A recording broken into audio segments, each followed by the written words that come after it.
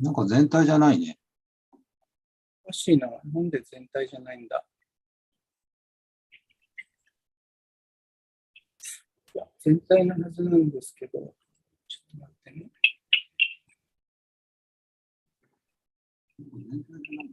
今私が出たね。かなり遅れてる。いいですか？全体にします？表示をすれば大丈夫だと思うんです。あ、だって、あれが見えないといけないでしょ？ちょっと待って、どうやってやるんだっけ？全体にします？全体にします？表示をすれば大丈夫だと思うんです。なんか、ようやく聞こえた。あれが見えないといけないでしょ？待って、どうやってやる？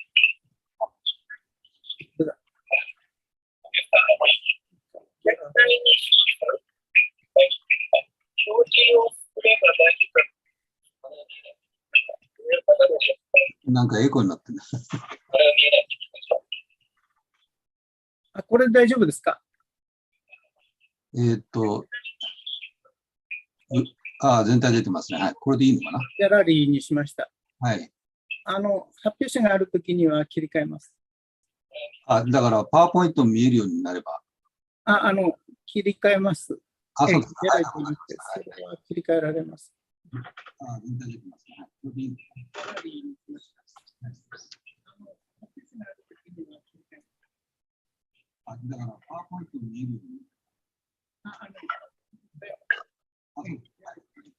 なんかエコーになってくるね。ちょっとどっか止めないとね、エコーがね、ワンワンワンワンと聞こえるんですよ。だから、YouTube 切りましたから。はい。ちょっと始まる前に私の方から皆さんにお詫びしないといけないんですけども、昨日ミーティングのですね、URL を送った際にですね、BCC じゃなくてですね、2で送っちゃったんですね。ちょっと私、メールソフトですね、アウトルックからですね、Gmail に取り替えたばっかでですね、ちょっとすいません。操作はミスしまして、皆さんのアドレスがちょっと表に出ちゃって申し訳ありませんでした。そのお詫びだけちょっと申し上げたいと思いまして、申し訳ありませんでした。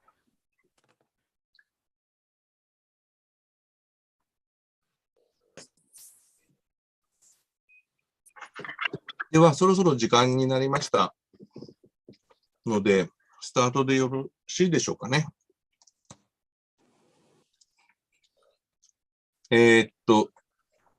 じゃあ、そろそろ2022年のジャムサットシンポジウム、おはようございます、皆さん。2022年のジャムサットシンポジウム、Good morning, everyone. ジャムサットシンポジウム、今年もですね、オンライン開催のみとなりました。Let's try it again. Hello, 1, 2, N0JY.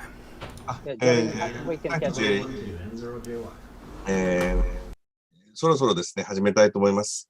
まず最初は、会長の挨拶から、お願いします。Jamsat Symposium will only be held online this year. First of all, I would like to say a few words from the chairman. Mr. Sakai, please. はい、皆さんおはようございます。ジャムサツシンポジウム2022を、これから開催したいと思います。通常ですと3月に総会と一緒にやりますが、3月に、オンラインだったらできるんだけど、フェイストフェイスでやるとしたら6月かなということで、6月に一旦は計画しましたが、まだ完全に収まりきっていないので、今回もオンラインということで進めたいと思います。この後8月にですね、ハムフェアありますけれども、8月のハムフェアでは皆さんとお会いできるように、計画をして予約も入れておりますので、計画をしていただければというふうに思っております。本日はですね、70名ぐらいの方に、70名以上の方に、この URL ご案内しておりますので、会員以外の方も聞けますので、もしお友達とかですね、衛星に興味ある方がいらっしゃったらお誘いいただければと、今からでもね、お誘いいただければと思います。はい。それから今年はですね、1972年に、ジャムサットができてから、50周年の年にあたります。で、ニュースレターにも書きましたけれども、ジャムサットの50周年記念アワードということで、今、アワードを発行を準備をしています。受付は7月1日からですが、気の早い方は実はもう申請をいただいている方もいらっしゃいますけども、まだの、受付開始しておりませんので、まずは更新をして準備をしていただければと思います。で、アワードに際しまして、会員の方はですね、1QSO で2ポイントということになりますので、会員の方はですね、私の方に、会員であることを、公表していいよという形のですね、メールをいただければと思います。そうしましたら、ジャムサットのアワードのページのですね、一番下のところに、会員として登録をします。という、ことをやりたいので、ぜひですね、ご協力をいただければと思います。それから、ジャムサットの、本部局ですね、ヘッドクォーターの局と更新すると、10点ということになります。で今日、夕方からですね、懇親会やりますけれども、その間に飛んでくる衛星に、QRV JS1YAQ ポータブル3で QRV します。そうすると、ヘッドクォーターの局ですと、1QSO で10ポイントになりますので、今日夕方ですね、うまく5つの衛星で、完成しますと、そのまま完成します。はい。ということで、終わりましたらですね、EQSL ですぐに発行すると、7月の、申請受付に間に合うかなというふうに思いますので、ぜひ皆さん、チャレンジしてみていただければと思います。はい。それから、今日は日本全国的にですね、西日本ちょっとお天気崩れてますけども、全国的に、30度を超えるところが増えてきますので、水分を十分にとってですね、一日皆さんと楽しめればと思っております。それから、10時の始まりはですね、アムサットのチームから、最新のアップデートをいただきます。から、その後、後半ですね、は、後半というか、お昼過ぎですね、2時ぐらいから、今度はアムサットの DL のチームからのアップデートとか、いう形で1日、プログラム盛りだくさんですので、皆さん1日、楽しんでいただければというふうに思っております。はい、以上をもちまして私の挨拶とさせていただきます。はい、じゃあ、小黒さんお願いします。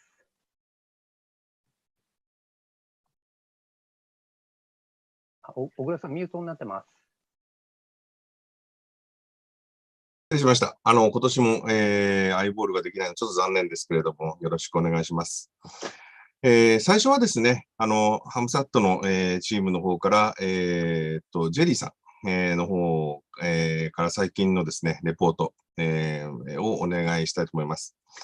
For the first talk, Hamsat will talk about this recent situation of Hamsat. If you have, Mr. Jerry, please. もしですね、質問がありましたら、酒井さんが、翻訳してくれますので、日本語でどんどん手を挙げて、アピールしてください。よろしくお願いします。Mr. Jerry, please. Hello. Hi, Jerry. Thank you for joining with us. Morning. Hamsat Symposium. Ohio. Shall I proceed? You ready? Sure. Okay. Give me one moment to get the PowerPoint going here. Let's see. Is my audio okay? Yeah, okay. And you can see the screen, I presume.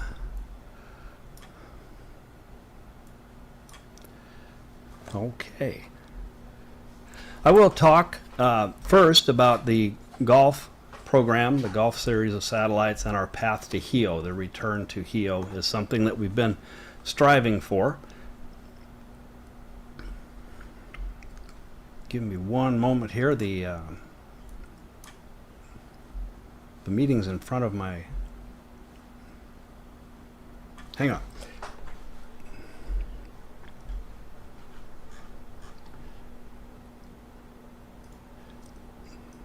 There we go.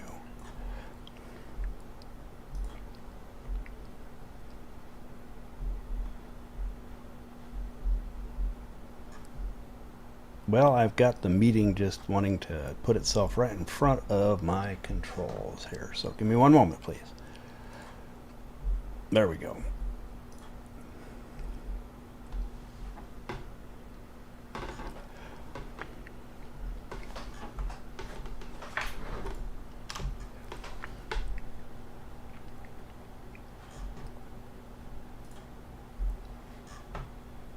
That's what I was afraid of.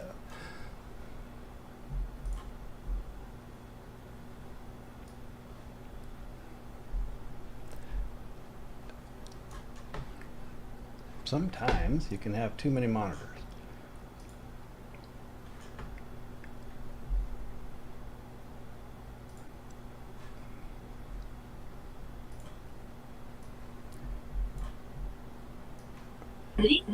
There we go.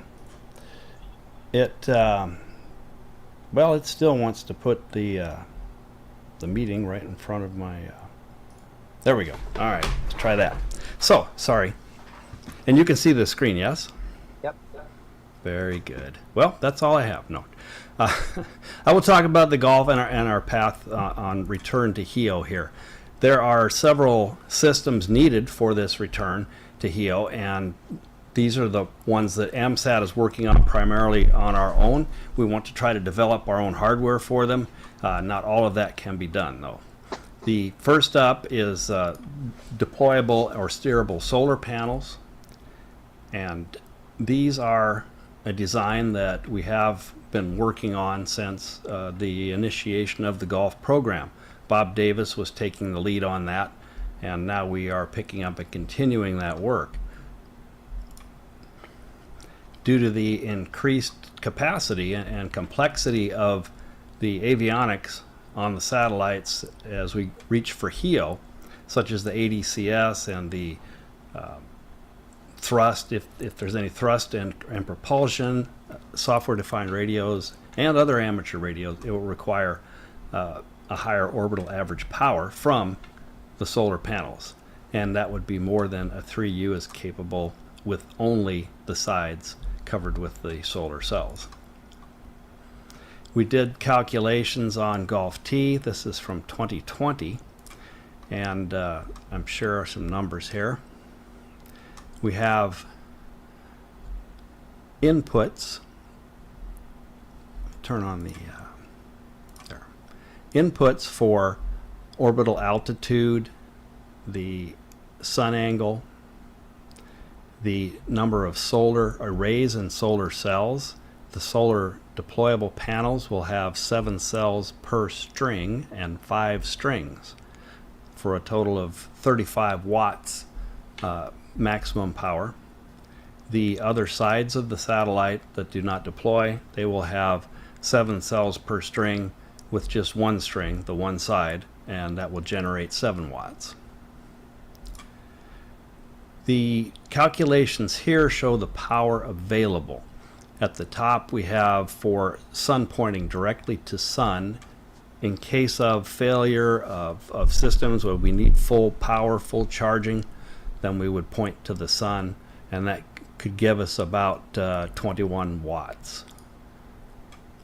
On the other end of the spectrum, if the ADCS were to fail, if we were not able to point, then we're down to almost 6 watts, which is very obviously very low and would degrade operation of the satellite almost entirely. Where we would like to be will be in the orientation that balances communications, power, and gives the best for everyone. This is a configuration where the -z axis will be pointing toward the Earth, with the antennas pointing toward the nadir, and the solar panels pointed to the sun as rotated around the z-axis for the best pointing toward the sun while keeping the antennas oriented where they belong. And that we're looking at the power that's available to us as a little over 18 watts. So 18 watts of continuous power throughout the orbit.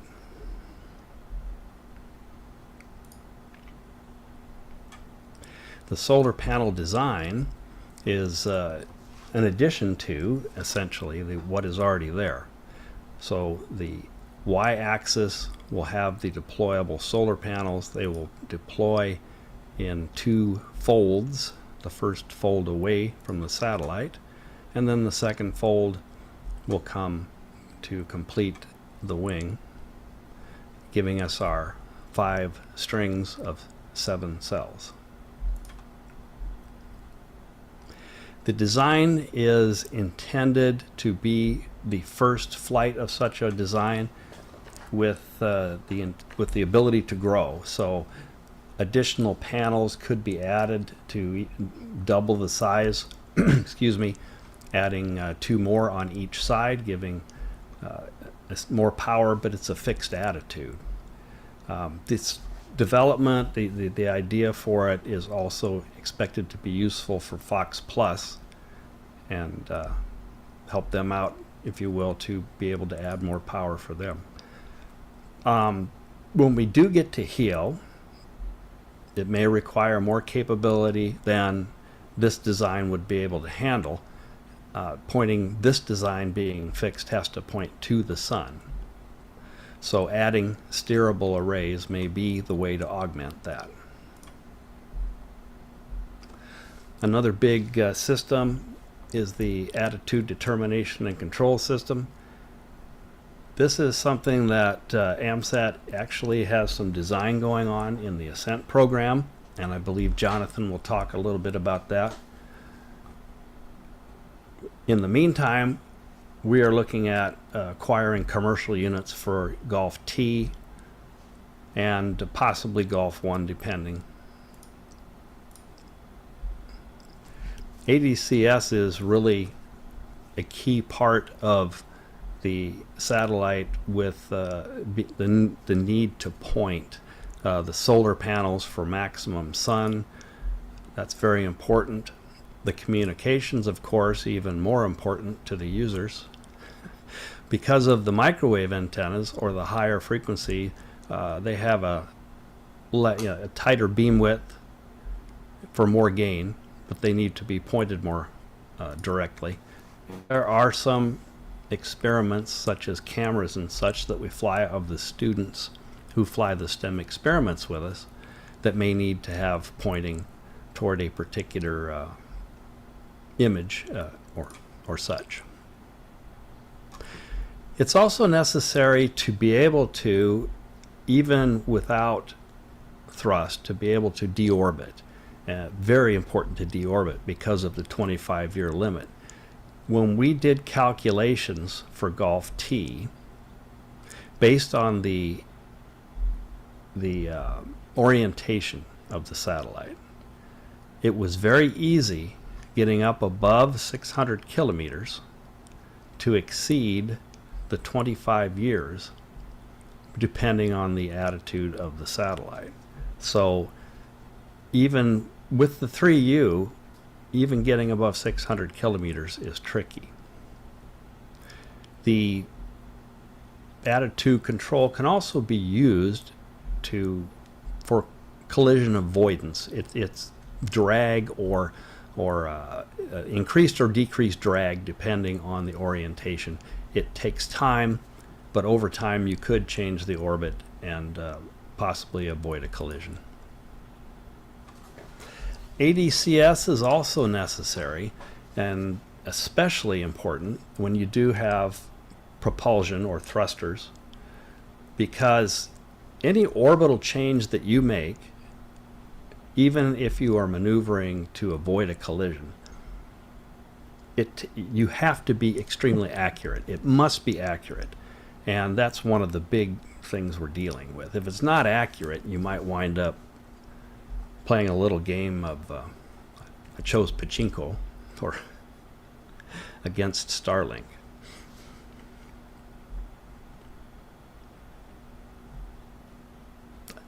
Don't want to do that.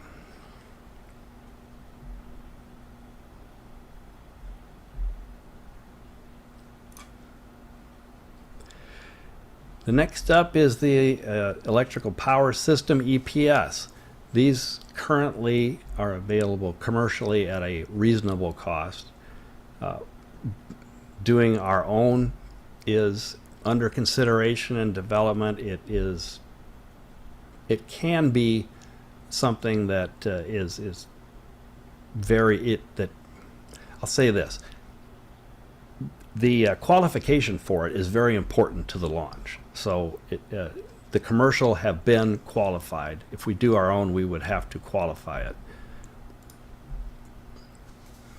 The higher power that will be required increases the amount of storage or battery requirements for continued operation during an eclipse, even in the medium Earth orbit or high Earth, and the highly elliptical orbit, or the LEO. The highly elliptical orbit, the HEO, has less eclipses by less orbits per day than a LEO. However, depending on the inclination, there may be longer periods of eclipse. And the geosynchronous transfer orbit is one possibility within reach for a flight, which, being equatorial, may see some more longer eclipses different times of the year.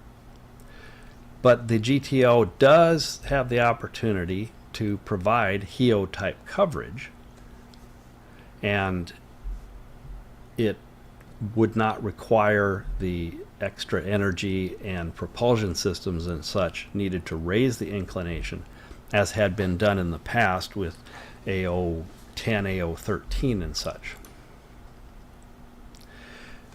The commercial lithium cells and conditioning and distribution hardware are competitive compared to what AMSAT has built or can build, but both options are available to us. The EPS are often sold along with ADCS systems or offered by the same company, but they can be had separately as well. There are limits on stored energy, stored chemical energy, that can be imposed or are imposed by the launch vehicle, and they may limit the amount of energy, therefore the number of cells, to be carried on any given launch. The CubeSat design specification carries the statement that the chemical energy shall not exceed 100 watt-hours. However, that's a kind of a baseline that it varies by launch provider, so it can be widely variable compared to that. When you do get into increasing stored power, it is a trade for mass and volume, because the cells are obviously fairly heavy and they take up space. So the trade of how much power you need for eclipse versus how much volume or mass you have is something that must be worked out. We plan to be able to switch the dead or shorted cells offline in order to allow for a longer lifetime when the batteries begin to decay, and even operation in sunlight only. And hopefully that will be something that can prolong the lifetime of the Gulf satellites, especially in higher orbits where they have a longer lifetime.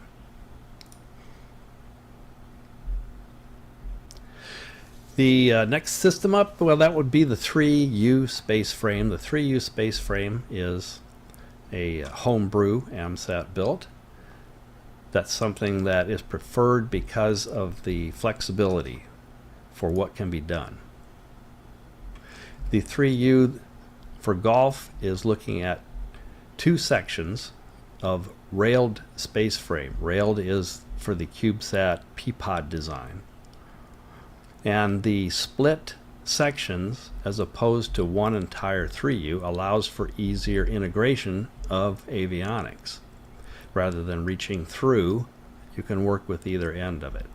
The design also accommodates this transverse stack used in the Golf T because of the SDR. So part of the Golf T stack is mounted 90 degrees to what is typically considered. In the original plan, Ragnarok, who was providing ADCS and the EPS, would also produce their own plus Z section of the space frame. And we will still continue to have that separate section. With the variability of what ADCS or EPS you might need, there may be room for radios or other experiments that could be expanded from the bottom AMSAT half, if you will, up into empty space, empty volume here in the plus Z. So that is room for growth.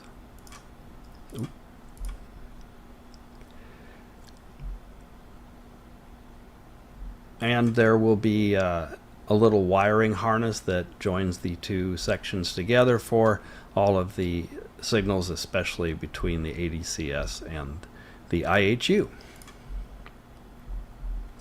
So the two sections would then be mated based on a fixture that was developed that will carry essentially a cradle for the 3U satellite.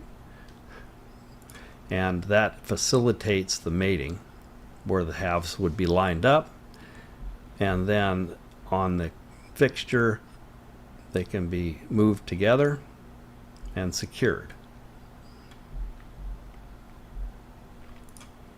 This is a photo of a mock-up that was done to test the prototype cradle, a fixture, and it shows the joint where the two halves come together. The Golf 3U space frame is our own unique design, and it incorporates a lot of flexibility, mission flexible capabilities. That will include, well, for example, the total of 46 solar cells, and that can be expanded. It has, in this case, we have X-band antenna patch on the -Z face, and deployable multiband antenna, which is along the plus X side, or minus X side, I'm sorry, that deploys out then to face the -Z. In addition, we have the plans to carry a deorbit tether at the plus Z end. The tether is a thin device that fits over a solar panel and deploys the tether, which will rapidly bring the satellite down from a LEO. We have, similar to Fox 1, we have the nitinol VHF whip antenna at the plus X minus Z edge, and then two, in this case, nitinol UHF whip antennas at the plus X minus Z. These are for the radio, the transponder, and also the RTIHU. I'd like to say that the fixed deployable solar panel array is being sponsored by a grant from ARDC, as well as the space frame. ARDC is covering the cost of and development of 2 flight units, or a flight unit and flight spare, and we expect to achieve that with the grant. The final Golf T designs then will become open source, if you will, available to anyone to work with, to use, to build on their own, and to improve.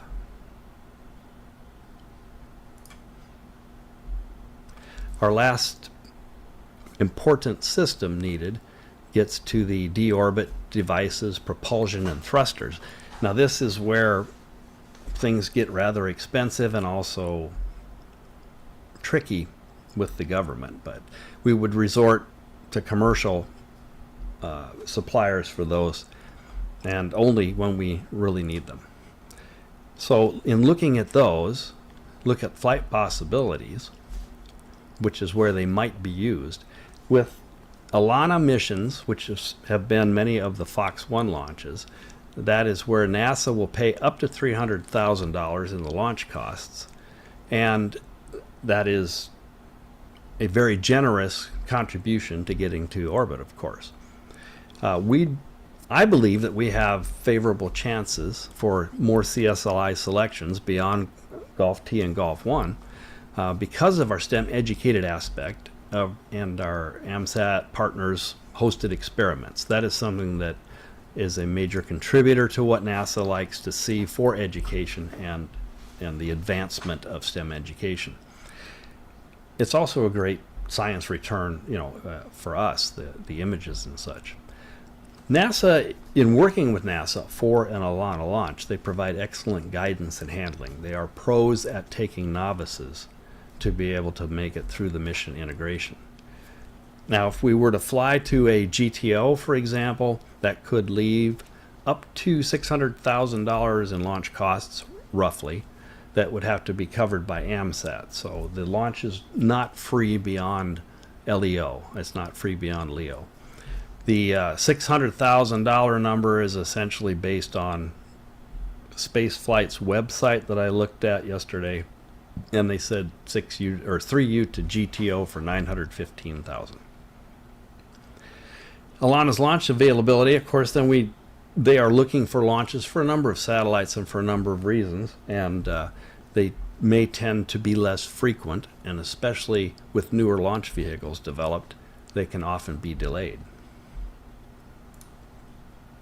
If we go over to the commercial launches idea, in that case we would bear all the cost of the launch. So again, for a GTO, for example, up to $915,000, which is a whopper. There are possible additional costs and paperwork depending on the launch vehicle provider and the country, because it may be exported as Fox 1 Fox 1 Delta, AO91. No, that was 92, sorry. AO92 was exported or launched by ISRO from India. So in that case, Spaceflight, because of the trouble that they had with Sherpa, they handled the export papers, but that's something that the customer may often have to do. Now, with commercial launches, you also have more frequent launches to choose, and that can be a benefit in timing a launch for our expected development, time to flight for new satellites, and also playing with some timing in solar cycles, especially in LEO. The solar cycles can have a big effect on orbit lifetime. There are new orbital transfer vehicles, the OTV, such as Sherpa, that they have started using, that provide opportunities to orbits that a typical launch vehicle rocket does not cover. There are no more specifics on that. That again is from Spaceflight, but their intention is to be able to, of course, take you where you want to go. And some of the OTV offer hosted payload options where you could be, for a period, they will keep you provided with the power and the orbit to operate without having to be free of the spacecraft. One of the possibilities that has actually been explored before, but that would be a hosted payload in a commercial or government satellite. For example, the commercial being the typical idea is to have something in geostationary orbit, or the government satellite, which is like what Phase 4B chased a few years back, and that was with a satellite that was ultimately for the Air Force, but that project was canceled. So those offer us a nice possibility to go to a geosynchronous or possibly geostationary orbit, or MONIA orbits, as opposed to being launched and then raising inclination. To launch directly into MONIA would be, of course, where we would like to go for a HEO, as in where AO13, AO10 were looking to go. And being hosted on a satellite, then they also would very likely provide all the power for us. Whatever the limits might be, that just means that is a big easement of the design and savings, as opposed to solar panels, EPS, etc. Just plug it in and go. As I mentioned, the opportunities that we've seen in the past are infrequent or uncertain, And so those are something that are still being pursued, but they tend to be not necessarily something that will happen once it's gets set into motion. And ride sharing also raises some concerns or some more stringent limits and limitations on EMI, RFI, antenna patterns, and similar aspects in power or maybe operating time, because of who you're riding with, the platform that you're riding on. The primary customer has to accomplish their mission, and of course they don't want ham radio getting in the way. That can be something that might be of consideration as being less attractive in comparing what could be achieved from different rides to different orbits. And then at the bottom line, of course, the satisfying FCC and other government entities regarding orbital debris mitigation. This is something that will always be present.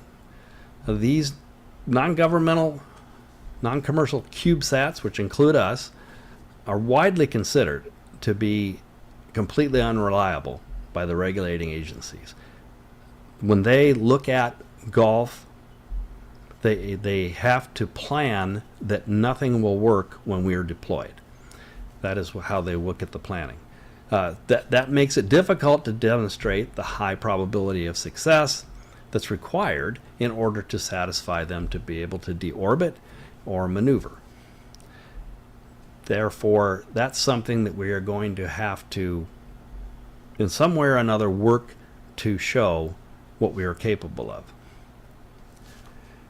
If we were to fly as the hosted or integrated payloads on a commercial satellite, for example, or on one of the other OTV, that would relieve us of orbital debris compliance, because the host vehicle then is the one who is tasked with that. We are part of that vehicle, therefore we do not have to consider our deorbit.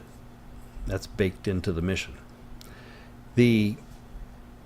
One of the ways that we have within reach of looking at getting to a higher orbit, like a GTO, specifically a GTO, is that it might be possible to work with the authorities, FCC, other governmental agencies, to demonstrate that if we were in a GTO, typically the perigee is such that the orbit will decay within a rather short time, because that's assuming that the primary was never able to go to geostationary. So if we were able to demonstrate that we could raise our perigee, say enough to make the lifetime be in the 15, 20, 25 years, then that may establish the credibility that we could also lower the apogee and re-enter when that time came. This is similar to what is used by, for example, Starlink, where they launch to, I'm not certain what the altitude is, but it is low. It's like 300 kilometers or something. And then they use, actually they're using, what is it, Krypton? But they slowly raise themselves to the orbit that they need to be in, which is 600, 800 kilometers. That is part of the validation that they are capable of returning from those orbits to deorbit when the mission is over. So that's the same type of thing that we're looking at, a possibility for GTO. I know that was very long, but arigatou gozaimasu. And I'll turn it over to Jonathan for Fox Plus. Thank you, Jerry. Yeah, that mission was very interesting. It was it definitely realized. And any question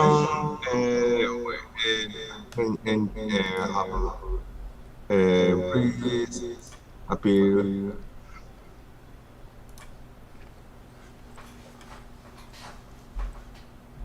Could you say that again, please?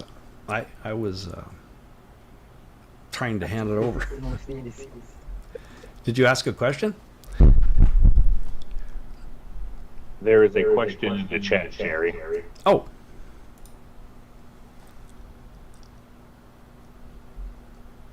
Choosing 3U, not 2U. One of the reasons is the launch opportunities, because with the typical dispenser, they are based on 1U, 3U, 6U, 12U. So a 2U, at least in the years past, typically had to find a launch and a partner, if you will. NASA would, in our case, with an Alana, another 1U to go with them in order to make up that that volume that was needed for the dispenser.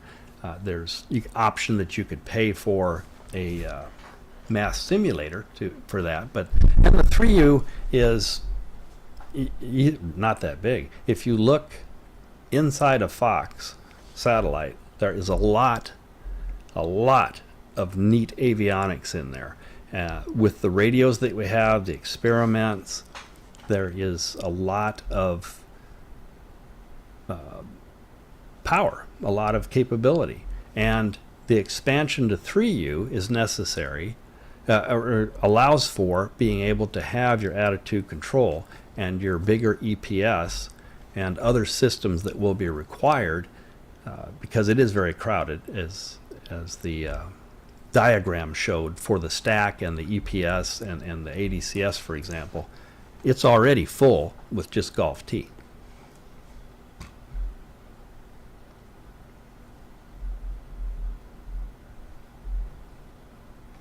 You're welcome. Jerry, you told us, 辻さんどうぞ。 Jerry, you told us the launch cost for the 3U is $900K US dollar. If you use the 2U, that cost will be the decrease. Yeah, I imagine that it would be around 600,000. Typically, it's 300 for a 1U, 600 for 2U, and 900 for 3U is kind of the basic pricing. Okay, so depend on the size. Yes, it's something that AMSAT understands going in, that to get to higher orbits, to get beyond LEO, it's going to be more expensive.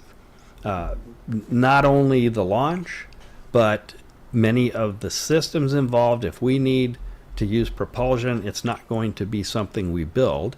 ADCS is possibly within our reach, but it is definitely more expensive, and especially with regulations now, it is not comparatively as cheap as it was in the past. You know, it was easier to put something together in a bigger footprint because you had components that were not as afflicted, not as sensitive to radiation. CubeSats with so many small ICs and such are much trickier.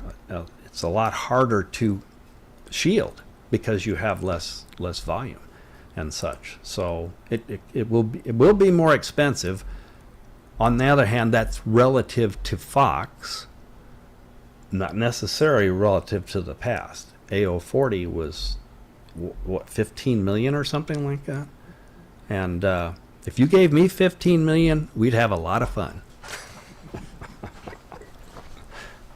Thank you, Jerry. You're welcome. Heck, if I win the lotto, I will buy the launch, you know. 他に質問ある方いらっしゃいますか？辻さんどうぞ。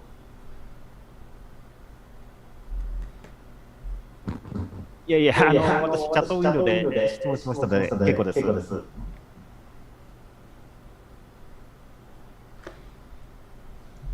はい、他なければ、ジョナサンの方に。 There you go.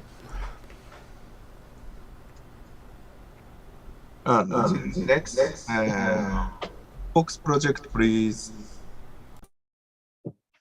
Thank you. How do you hear me? Okay. Thank you very much for allowing me to speak today. As you noted, I am speaking today about the relatively new Fox Plus program here at AMSAT. First, a very brief introduction. My name is Jonathan Brandenburg.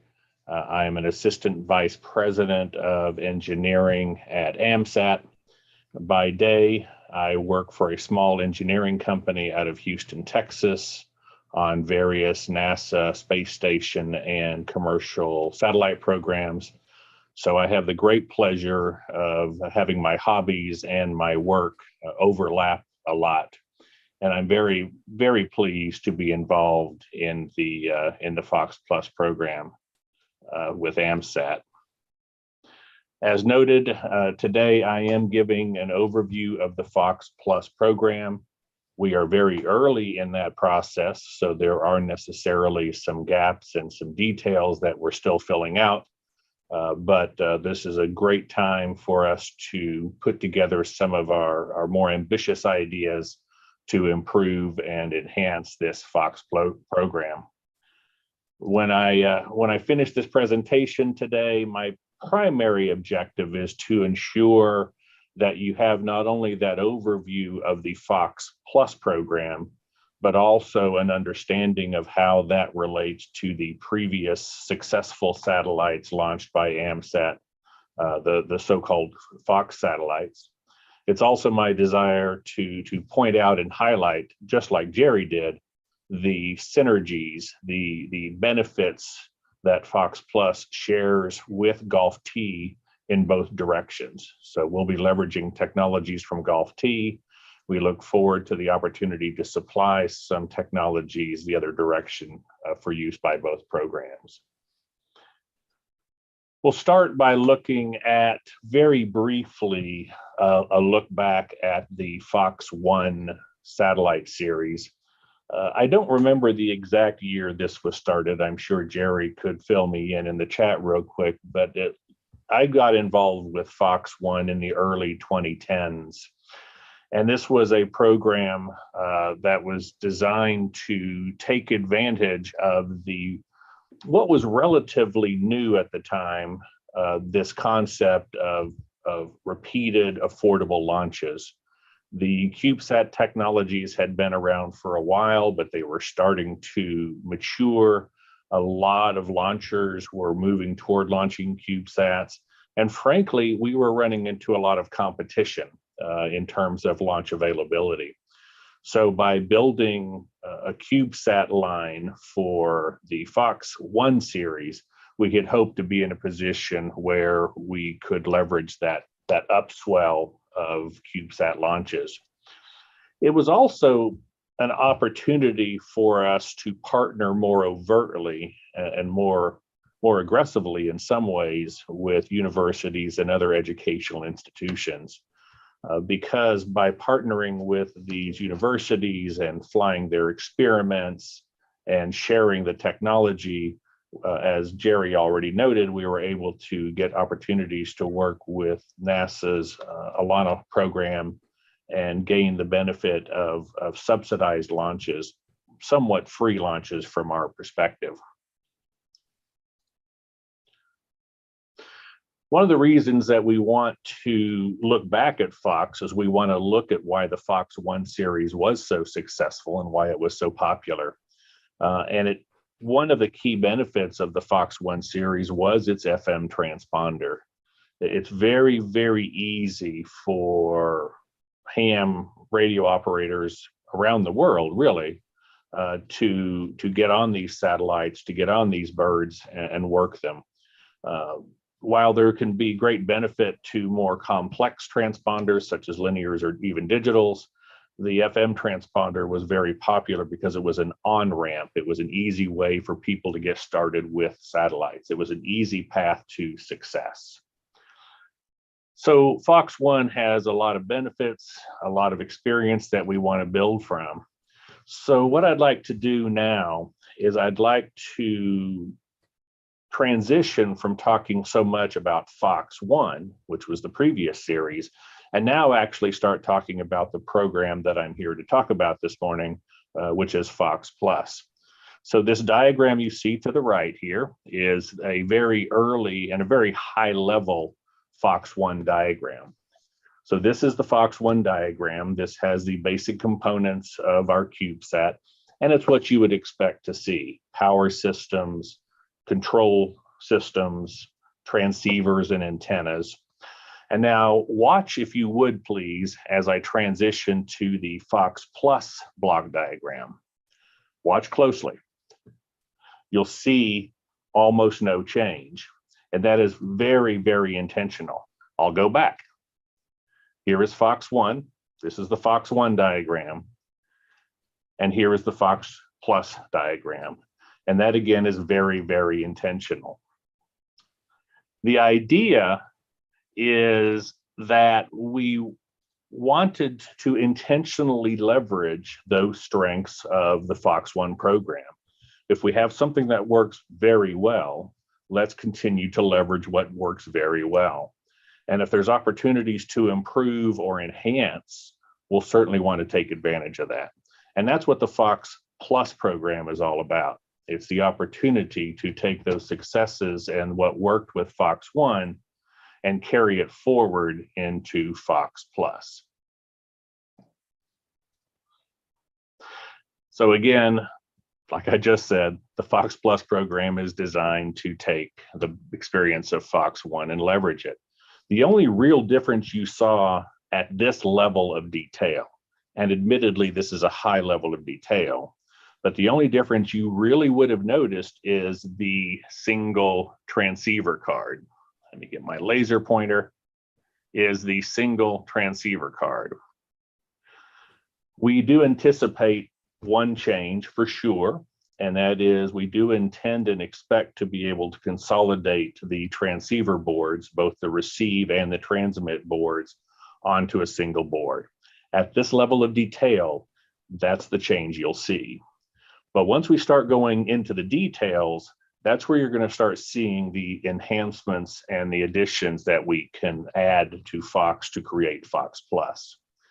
But before we go there, I think it is time to talk a little bit about the overall philosophy of the Fox Plus program. Talk about what is driving the Fox Plus program. What are the guidelines that we're trying to live within? I've already noted, of course, that Fox Plus is building on Fox 1. You've heard that many times already in this presentation.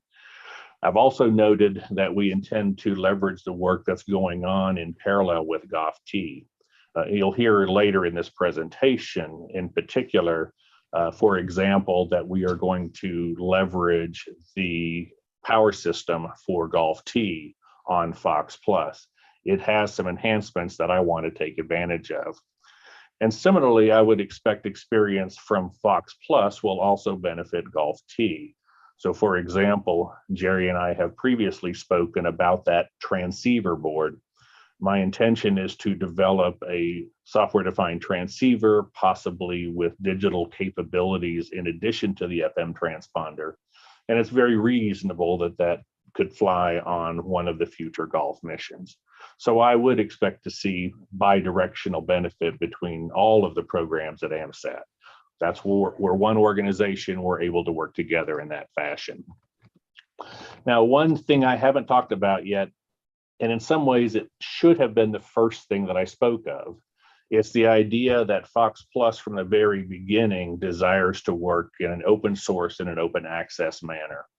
There are times when AMSAT is hindered or shackled by export regulations or other regulations that the United States imposes upon AMSAT. It is my intention to guide Fox Plus in a development methodology that allows me to work within the United States law, but still be able to open up this program very early on to open source and open access. It is even plausible with care that we can take on non-US persons, volunteers. That will take some effort, it will take some work, but we believe we see a path to achieve that should that opportunity arise. The other thing that I like to point out is the Fox Plus program is designed to create a launch cadence. Ideally, we'd be able to have a string of Fox Plus satellites ready to take advantage of launch opportunities into low Earth orbit. And that is the key. I don't think I said that in this presentation, actually, but I should have. Fox Plus is focused on low Earth orbit, LEO. Golf is focused on higher orbits. Fox Plus is focused on LEO. The primary reason for doing that is a combination of simplicity, its low cost of launch, and its launch availability. So we'd like the opportunity to launch these with some regularity. Now, even with our, as I say on this slide, our fantastic group of volunteer engineers, and we do have a great group of engineers, this is in fact a volunteer organization.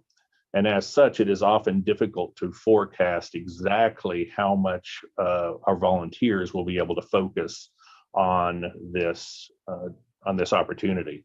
This is not their full-time job. Sometimes this is an evening or a weekend job. So it is difficult, therefore, to forecast when the first Fox Plus satellites will be available for launch. I think Fox 1 was somewhere in the 3 or 4 year time frame, for example, between when it really got started and the first one launched. That's what my memory strikes me as. So it is very optimistic for me to target a quicker launch. So I do say this is very optimistic, but it's nice to have aggressive objectives. I'd like to have a launch in 2 years or less. So those are the philosophies that are undergirding Fox Plus. Now we're going to dive into a little bit more detail about the components of Fox Plus. We're going to first talk about the structure. The first Fox Plus, which is what the A is designating here, the first Fox Plus is designed to be a 1U CubeSat. The idea is that a 1U CubeSat has many opportunities for launches, as Jerry noted. It's also a frame that we're very familiar and comfortable with. It's a frame that we can develop ourselves. And early satellites in the Fox Plus program, until we need larger structures, certainly should take advantage of the smaller 1U CubeSats structure that we've used previously. Now, admittedly, as I'll say later in this presentation, we will want to grow the Fox Plus series over time into larger and larger sizes, and I'll talk to why that might be here in a few minutes.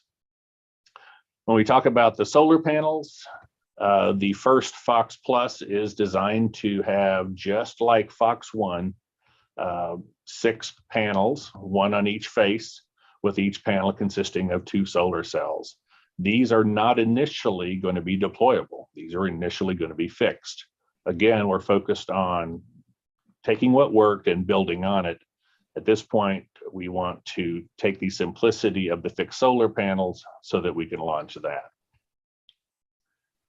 Moving on quickly, let's talk a little bit about the first Fox Plus attitude control system.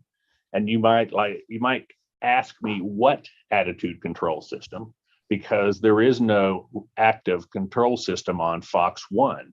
But Fox 1 did have a passive attitude control system, and Fox Plus will be taking advantage of similar technologies.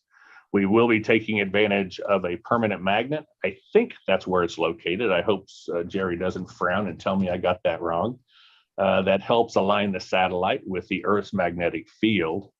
And then the battery board in Fox 1 had bars in it, hysteresis bars, to help dampen the motion of the satellite.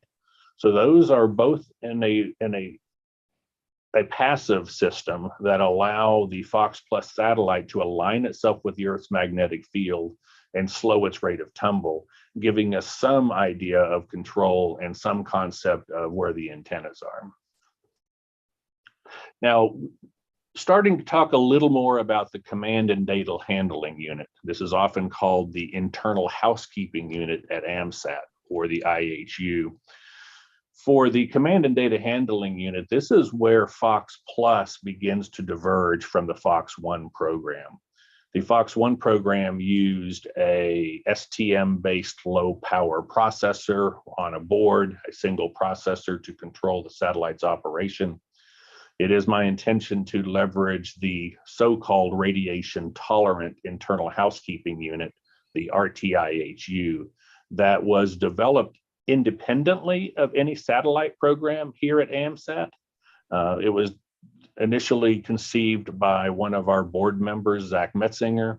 He, at the time, designed and developed it without having a target satellite or launch in mind. Since then, it has been chosen to fly on Golf T. It's one of the data handling units on Golf T, and it is my intention also to fly this on Fox Plus. The RTIHU consists of two MCUs, two processors, two TMS 570 processors. Here is an example of one.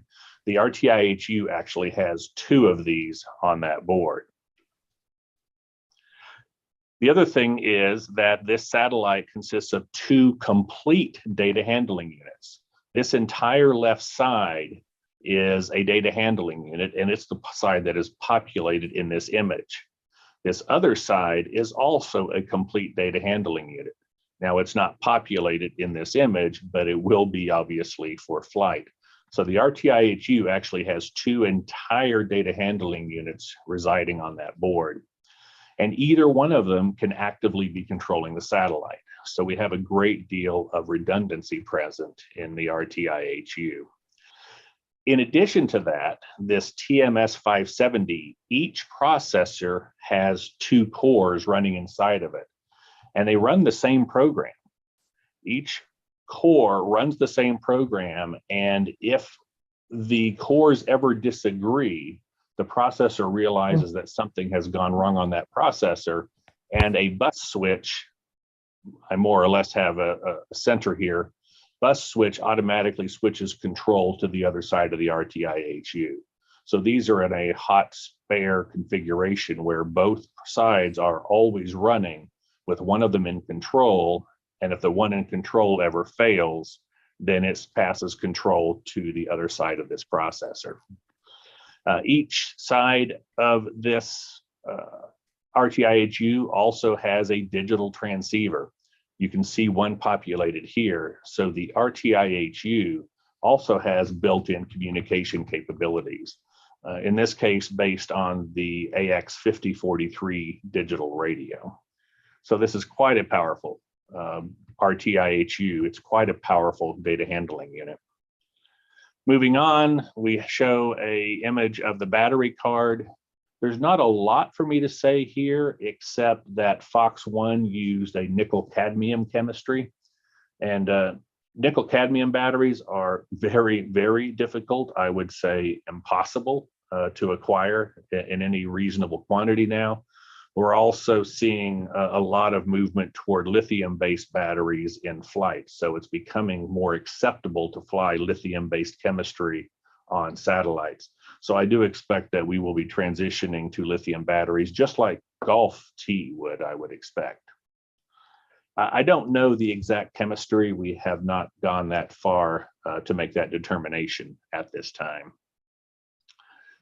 I don't have a lot to talk about on the power supply card, except that, as I noted earlier, it is our intention to take advantage of the power supply that's being developed for Fox T, Golf T. Just like the later Fox satellites, the Golf T power supply will supply maximum power point tracking to extract the maximum amount of energy out of the solar panels. And Fox Plus certainly wants to take advantage of that additional power. In addition to that, I think I heard Jerry say this in his presentation, one significant improvement over the Fox One power supply is expected. I make no promises, but I say is expected to be the ability to take failed batteries out of circuit, so that if a battery fails and shorts, we can take it out of circuit and continue to power the satellite using solar panels. Moving on to the transceiver, this is where I think we have made the least amount of concrete decisions. Work has really just begun on the voice and digital transceiver that we're going to make available for amateur radio use. I said earlier that it is our expectation that we will take advantage of software-defined radio technologies so that we can have a single platform that serves a multiple of missions with different capabilities. One thing I can tell you, though, is that Fox Plus will provide at least one FM voice transponder. Again, that's one of the benefits of Fox One, was it was a very easy satellite to work with new hams, and a large part of that was its choice of a FM voice transponder. So we're absolutely going to have a similar transceiver and transponder on Fox Plus. Now, if power allows, I would love to have multiple FM transponders. The FM birds, the FM satellites can get very, very congested. They can get very, very busy. And in fact, we have a lot of contention for those. So the ability to have multiple FM channels would certainly be attractive. It's also my desire to provide digital capabilities as we continue to grow our technology capabilities on our AMSAT satellites. But I do have to admit, I truly think power on a 1U CubeSat is going to be a very limiting factor. So I'll have to talk more about growing that in the future. When I talk about the experiments and payloads flying on Fox Plus A, we have not yet identified any partners or educational institutions that we'll be working with, but I certainly know that we have several valuable partners that we worked with in the past. I would expect we would continue working with them in the future, and thus I'll be in a position to define those payloads as time goes on. Now, looking beyond the first Fox Plus satellite, Fox Plus A, we're certainly going to want to increase the capabilities of later Fox Plus satellites, as I call them here, B, C, and D. So for example, as we already noted, I'm expecting that the future Fox satellites will be larger than 1U. I would expect them to grow over time. That's going to grow over time in part because we need to be able to accommodate larger payloads. So for example, as Jerry noted, one of the things that I'm working on is an attitude control system, specifically reaction wheels, which I'll talk about more in a moment. Those take up volume. Those are fairly big. Those will not fit on a 1U CubeSat. We would need a larger satellite frame. We also need more power. Jerry gave a really good discussion around the increased power that is available with deployable solar panels. It's certainly my intention to take advantage of larger satellites for increased power, as well as deployable solar panels over time. Jerry noted that I consider the deployable solar panels to be part of our R&D arm that's leveraged across multiple satellite programs, but I certainly agree that Golf T is our first customer. And I also want to thank the ARDC for their kind funding. And coming close to the end, I mentioned that we are working on an attitude control system. One of the things that we are working on are reaction wheels for attitude control. We do already have a prototype reaction wheel that has been assembled. It will require the larger frame of a larger satellite than 1U, as I noted earlier. And this image here actually shows a working reaction wheel with one axis assembled. This was a version of our reaction wheels that we had assembled for a vibration test. I have to admit that the first time we tested this reaction wheel, it did come apart. The wheel actually separated from the shaft. But since that time, we were able to refine the attachment mechanism and more securely attach the wheel to the shaft. And we certainly have an opportunity here to continue down this path. With that, I have completed my presentation. I once again thank you very, very much for your time and attention and the opportunity. I have just a very couple of minutes here to answer questions. I will try to answer those. I see that ARDC, I forget what ARDC stands for, Jerry. Do you recall? I do know that they have been the keepers of an IP address space, a class 4 IP range. Go ahead, Jerry. Yeah, well, that's where they got the money that they use for the funding. It's the, I'd have to look. I thought it was amateur radio something. Drew's on here. He might know. But I'll look real quick. It's sad that we don't know. We have got to fix that. We know, but I just forgot. I know everything. I just forgot. It is, as you say, a funding agency. That's exactly right. And actually, I should point out, Jerry, could you mute real quick? I'm getting an echo out of you. Oops, I'm sorry. I'm taking more time than I should. But I want to point out that amateur radio digital communications, thank you, Drew, is actually taking proposals from around the world for funding opportunities that are educational, scientific, or otherwise achieve their objectives. So feel free to look them up. And the other question that I had was talking about the passive attitude control. Yes, it certainly is an easy way to stabilize attitude. But you are also correct in noting that if you're not active, then you're going to have a lot of drift or floating, and therefore you're going to have some challenges taking photos and images. We had a technique in our Fox satellites, which did have a camera where it would examine the images and heuristically determine which ones likely had good pictures of Earth. So there was some software on board that did that. And with that, I believe I've run out of time, but again, thank you very, very much for your attention, and I appreciate the opportunity to present. Thank you, Mr. Jonathan. 僕から質問いいですか？はい、どうぞ。Yeah, today's topic is about the communication to the 70 centimeter and 2 meter. But I'd like to ask you about the 13 centimeter and 10 gigahertz. Because Minister of Communication in Japan, like the FCC in USA, requested the public comments to WRC23 subject. So Jamsat team is assessing it. And we have two major concerns. One is the 10 gigahertz, the allocation change for the IMT, international and mobile communication in IRA region 2. So can you share if the AMSA team is have the action for this? Jerry, that's probably more in your camp than mine, but it does deal with our coordination. We are saddened to see the losses of that spectrum, and the best way to protect against that is to use it. So we're trying to get these satellites launched as quickly as possible to take advantage of the frequency bands that we already have. Jerry, to you, sir. Yeah, that's a major driver of the Golf series is to carry and kind of start the move to microwave.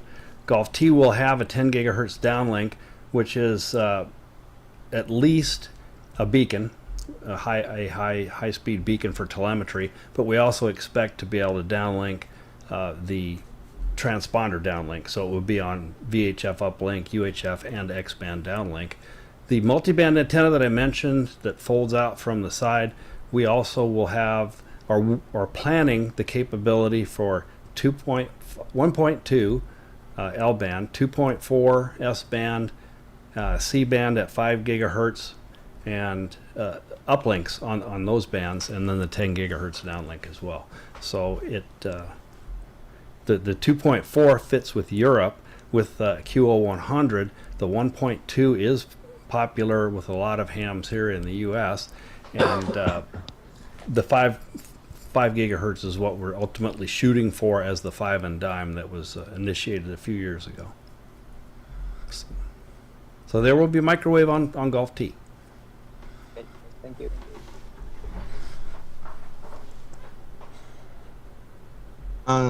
その方何かご質問等ありますでしょうか。Thank you, Jonathan. The duplicate HIU is very wonderful and very interesting and epoch-making.